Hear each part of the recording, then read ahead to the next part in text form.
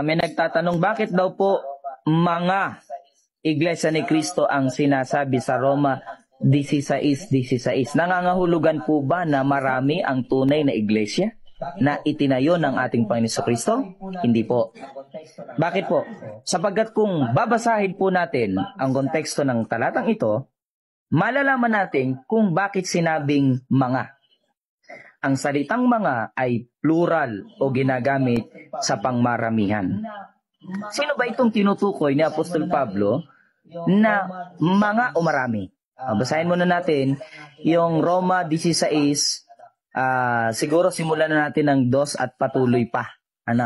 Upang tanggapin ninyo siya sa Panginoon, ayon sa nararapat sa mga banal, at tulungan ninyo siya sa anumang bagay na magiging kailangan niya sa inyo, sapagkat siya na may naging katulong ng marami at ng aking sarili naman. 3. Batiin ninyo si Prisca at si Aquila na aking mga kamanggagawa kay Kristo Jesus. Sino pa? Sa 5. Sa 5. At batiin ninyo ang iglesia na nasa kanilang bahay.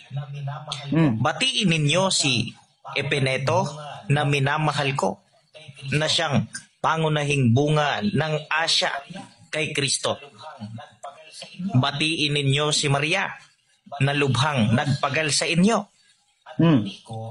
Batiin ninyo si Adronico at si Junias na aking mga kamag-anak at mga kasama ko sa pagkabilanggo, na siyang mga bantog sa mga apostol, na sila na may nangauna sa akin kay Kristo. Ayan, just sa mga talatang binasa natin, puro pagbati yan ni Apostol Pablo. Sa mga naunang talata, halos inisa-isa na niya .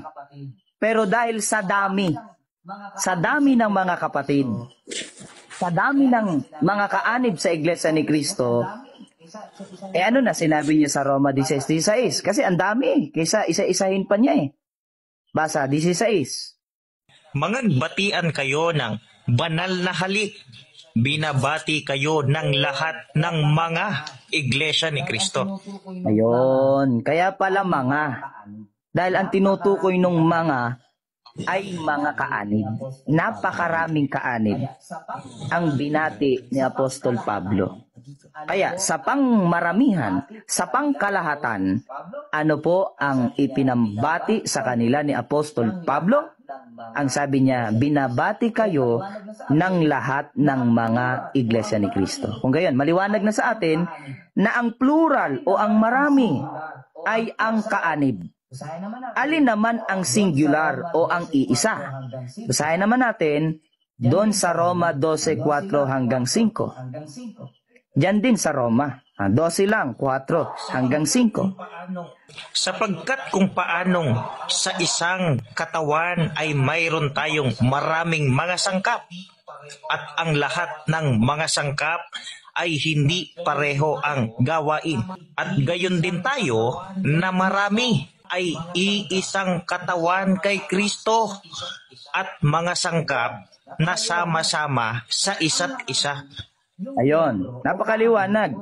Kung ang marami, yung miyembro o kaanib o sangkap, alin naman yung singular o iisa? Sabi ng Apostol Pablo, ay iisang katawan kay Kristo. Yun ang singular, yung katawan ni Kristo. Alin ba yung katawan ni Kristo? Na yun ang singular. Colosas 1:18, alin ang iisang katawan? Yun ang singular, yung iisang katawan. Ang marami, yung sangkap o miyembro. Basa. At siya ang ulo ng katawan, sa makatwid bagay ng iglesia. Ayun, alin yung singular o iisa? Yung katawan. Alin yung katawan? Yun ang iglesia. Kaya, kung paanong isa ang ulo, si Kristo, isa lang din ang katawan. Isa lang din ang iglesia. Isang taong bago. Kung ang katawan ng marami, hindi na po tao yan. Diba? Nilinaw na sa atin. Bakit mga iglesia ni Kristo? Marami kasi yung kaanib. Pero yung iglesia ni Kristo, isa lang yun. Yun ang tunay na reliyon. Kaya ano ang tawag doon sa, ano tawag ni Apostol Pablo doon sa sangkap ng katawan o ng iglesia ni Kristo? Sa King James Version, Kuya Sidan, unang Korinto 12:27 sa King James Version. Eto, parehong sinagot na dito. Pero basahin natin. Now ye are the body of Christ, and members in particular. Ngayon. Pag sinabing body, plural o singular? Singular, kuya. Ayan. Pag sinabing members, singular o plural? Plural po. Ayon. Sa makatwid, yung mga plural, ano tinutukoy? Members. Kaanib. Members po. Yun namang iisa o singular, yun naman ang body of Christ o ang iglesia ni